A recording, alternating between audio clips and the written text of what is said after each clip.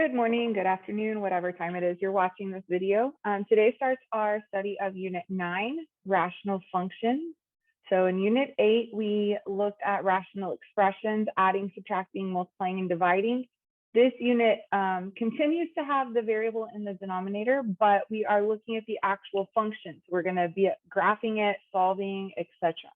So our parent function, thinking back to the beginning of the year, for rational functions is f of x equals 1 over x. And this was the one that had two asymptotes. So this is going to be the first unit of study we look at asymptotes in depth, or at least how they move about the coordinate plane.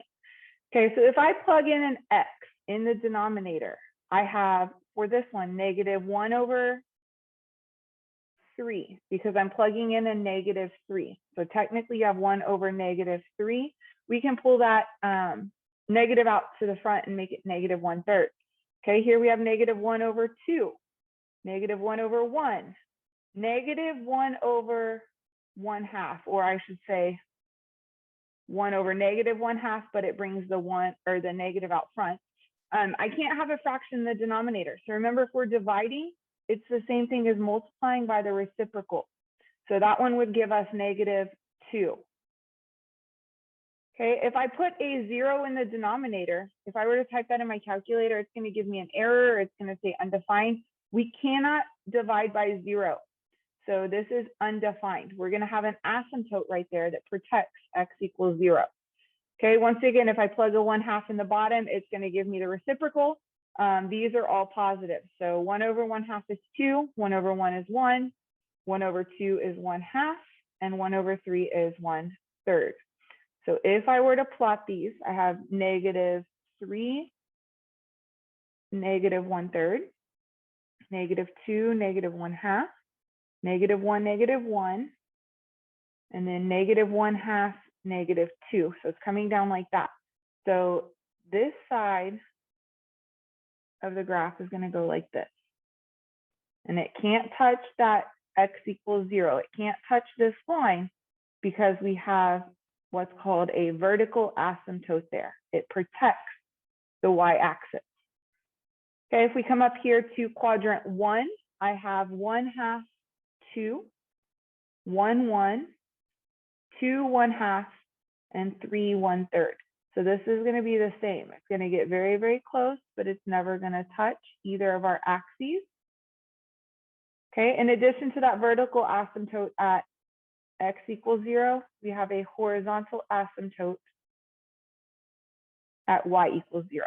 So those two blue lines that we drew will never cross either one of those asymptotes. They will get infinitely closer without touching. Okay, so we could label this as a vertical asymptote at x equals 0. And then the pink guy is a horizontal asymptote at y equals 0.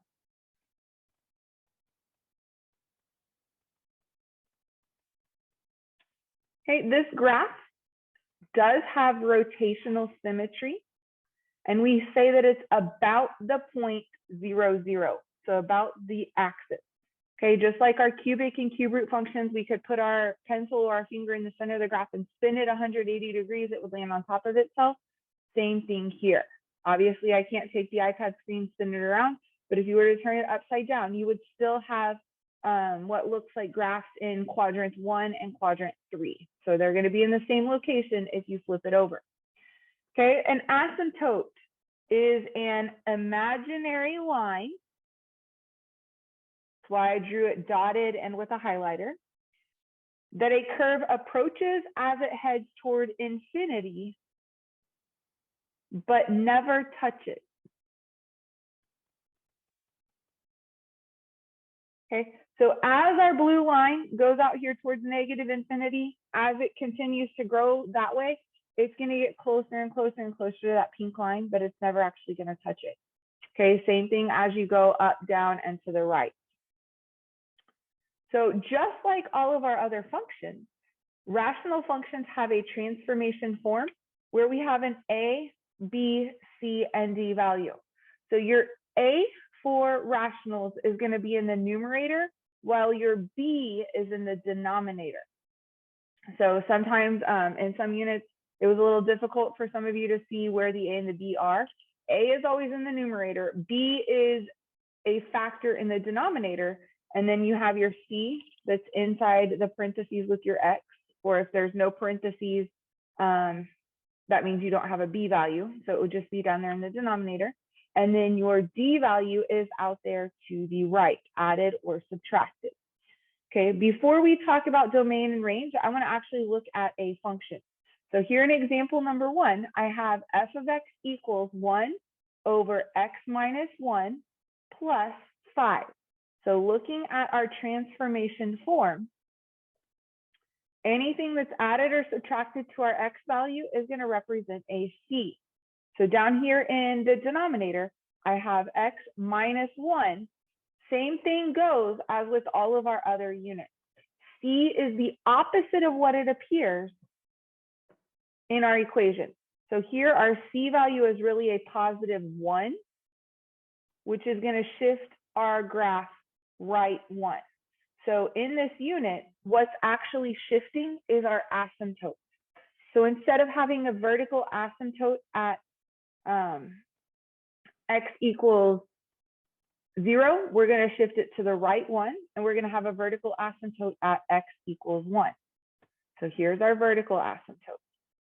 Okay, anything that's added or subtracted to the end of our equation is going to represent a D value. So here we have a D value of positive 5, which is going to shift our graph up 5. Same thing happens here. Our asymptote is what's shifting. Looks like we're going to run out of space. 1, 2, 3, 4, 5. So our vertical asymptote, our horizontal asymptote is all the way up here. Okay, let me extend this guy. So if we were to graph it and we just have to sketch it, we're going to have one piece up here in quadrant number 1, and then one piece down here in quadrant number 3, based on where our asymptotes are. Obviously, that graph crosses into all 4 quadrants at some point, but based on where our asymptotes are, I'm going to just call that quadrant 3 for our graph. Okay, so we still have them in opposite quadrants of those asymptotes. So as you can see here, your vertical asymptote is going to be directly tied to your C value. So your vertical asymptote here was at x equals 1, and that's what our C value was. Horizontal asymptote was at y equals 5, and that's exactly what our D value is. So coming back up here, we can say our vertical asymptote is located at x equals C. Whoa, that's a bad C. X equals C. And our horizontal asymptote is located at y equals D. For domain and range, you're going to see that that's also directly tied to our C and D values. Actually, let's go up here and look at our domain and range for this function. So if we look at the end values for domain, we see that it goes to the left forever. We see that it goes to the right forever. And typically we would say that that's a domain of all real numbers. However, that yellow asymptote blocks our graph from equaling 0 on our x-axis. So we can say it a couple of ways. We can say x in set notation such that x is an element of all real numbers, comma, x does not equal 0. So basically this says, hey, it equals all real numbers except for 0. Okay, we could talk about interval notation. So remember interval, we look left to right. What does it equal? So we can say it goes from negative infinity to 0, but it can't equal 0 because we have the asymptote. So we have the parentheses, meaning it can't equal that value. And then we have the union. And then we pick back up at 0 and we go to positive infinity.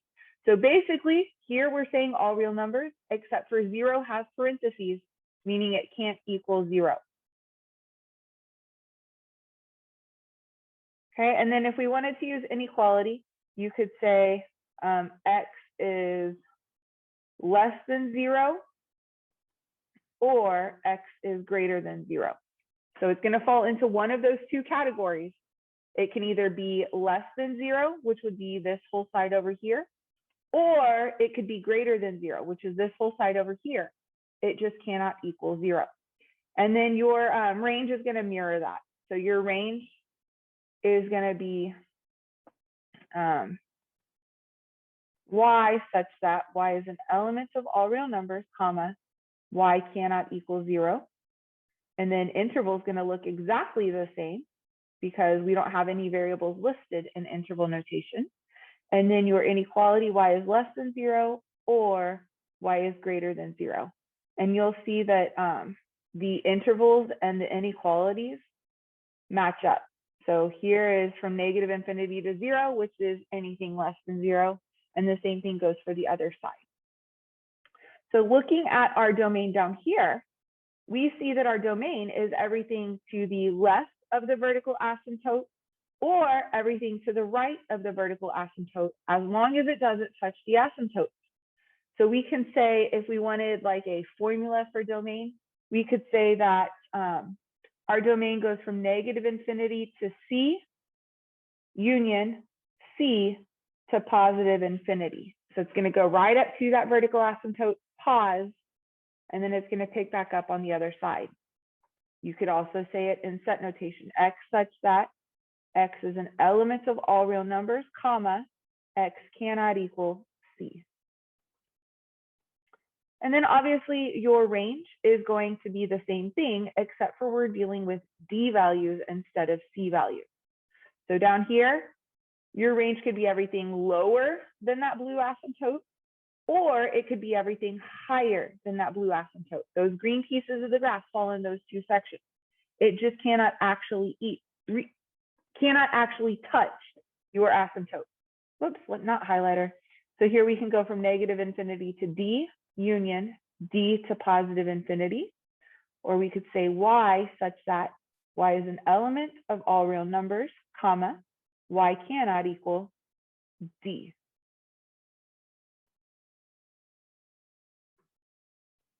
Okay, depending on where our asymptotes fall, we might or might not have an x and y intercept. So in our parent function, we don't have either one because both of our axes are protected.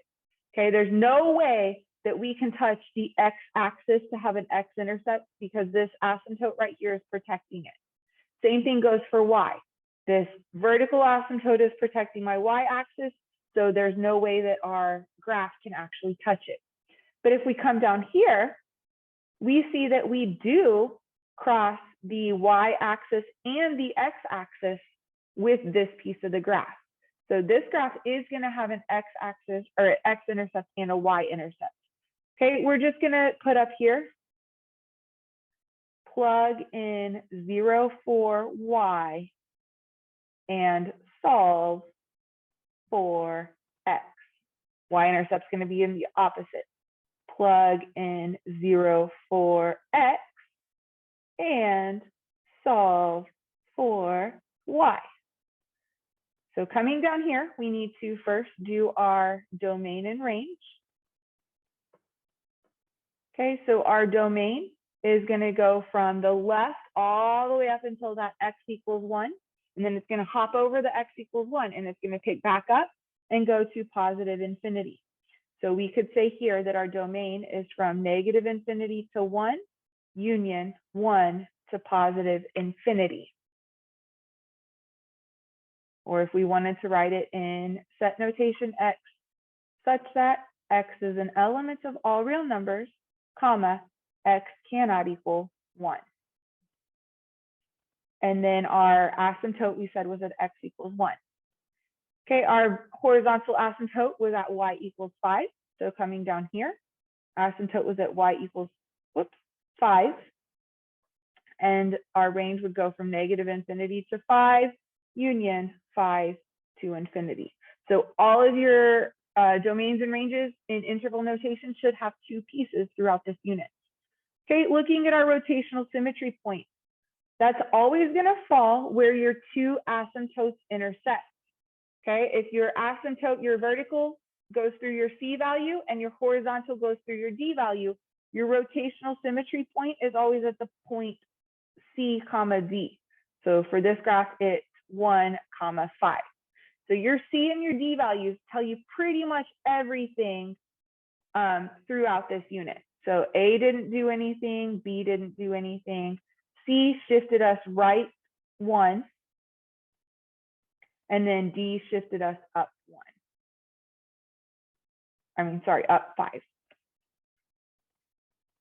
Okay, looking at our next function, I do see something up there in the top.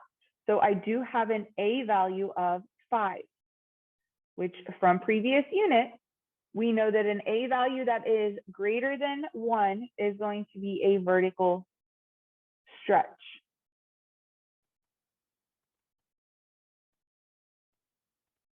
Okay, B value would be down here in the denominator outside of your X and your C. I don't have a B value.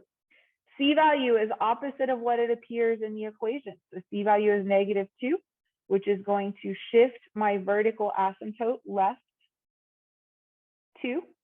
And then my D value is a -3.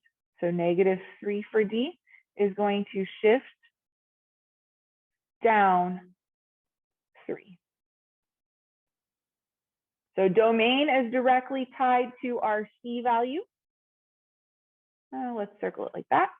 So our domain is going to be from -infinity to -2, union -2 to infinity. And my vertical asymptote is going to be at X equals -2. Our range is going to be directly tied to our D value. So our range is going to be, let's write this one in set, just so we're seeing all the notation. Y such that Y is an element of all real numbers, comma, Y cannot equal -3. And then we're going to have a horizontal asymptote at Y equals -3. So let's go back up here to our graph. We're going to draw a vertical asymptote at X equals -2. We're going to draw a horizontal asymptote at Y equals -3,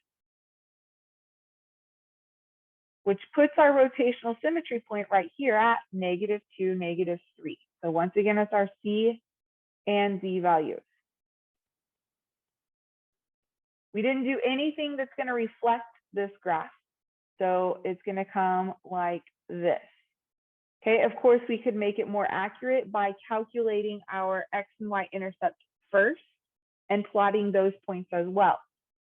So I'm going to come up here and I'm going to plug in a 0 for X first. So I would have Y equals 5/2 minus 3, which when I solve is going to be -1/2. So my Y-intercept is at 0, -1/2. Okay, so we kind of did a bad job there. And then if I wanted to find my X-intercept, I'm going to plug a 0 in for Y. So X-intercept, you plug in a 0 for Y, 0 equals 5/X plus 2 minus 3. So I'm going to add the 3 across. And then I have 5 divided by X plus 2. So to get rid of this denominator, I'm going to multiply by X plus 2 on both sides, because that's going to cancel out my denominator. So if I distribute, I have 3X plus 6 equals 5. Oops. Subtract 6 on both sides. 3X equals -1. So X equals -1/3. My X-intercept is at -1/3. So right here. So this is going to come more like that. So we would say X-intercept 0, oops, -1/3, 0. Y-intercept was at 0, -1/2. Okay, one last example to look at. And this one's going to show you what happens when we reflect. So if we have this negative out front, technically it can go in the numerator or it can go in the denominator. It's going to have the same effect. I tend to put it up here with my a value. So instead of having a negative out front, we can think of our a value as being a -1. Okay, if we have an a value of -1, that's going to be a vertical reflection. Or we could say reflect across the x-axis. No b value in this one. My c value down here, opposite of what it appears, is a -1, which is going to shift left 1.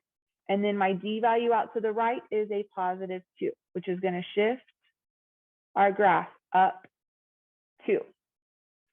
So if I were to draw my asymptotes, I have an asymptote right here at x equals -1 because we shifted left 1. And then I have a horizontal asymptote up here at y equals 2 because we shifted our graph up 2. Now, if we reflect across the x-axis, I'm no longer going to have a piece up here in the top right quadrant. That piece is going to come down and it's going to be below.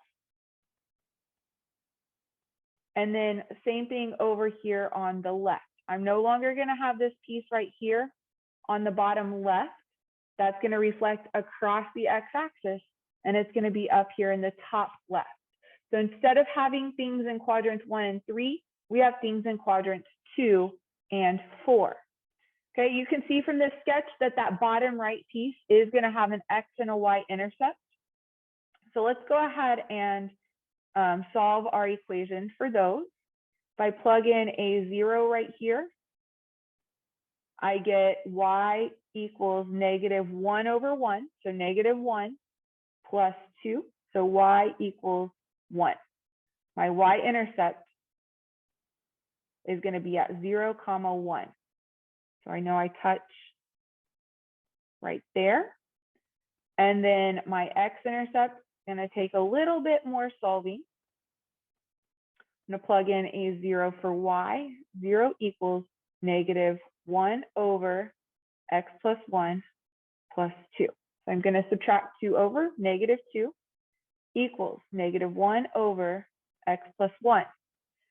Remember, we're going to have to multiply by x plus 1 on both sides. Those cancel out. When I distribute, I get -2x minus 2 equals -1. I'm going to add 2.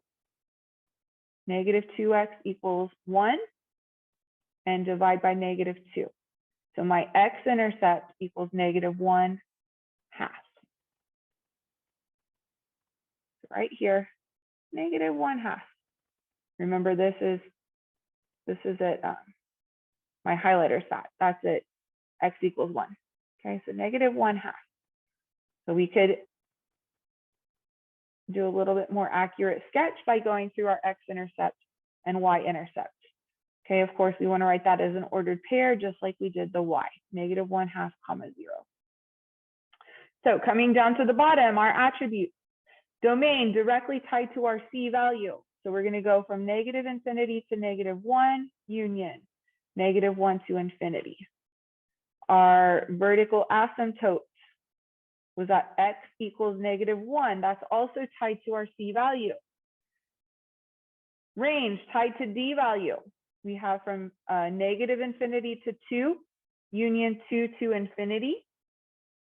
Or we could say y such that y is an element of all real numbers and y cannot equal 2. And then we have our horizontal asymptote at y equals 2. And finally, rotational symmetry point, -1, 2.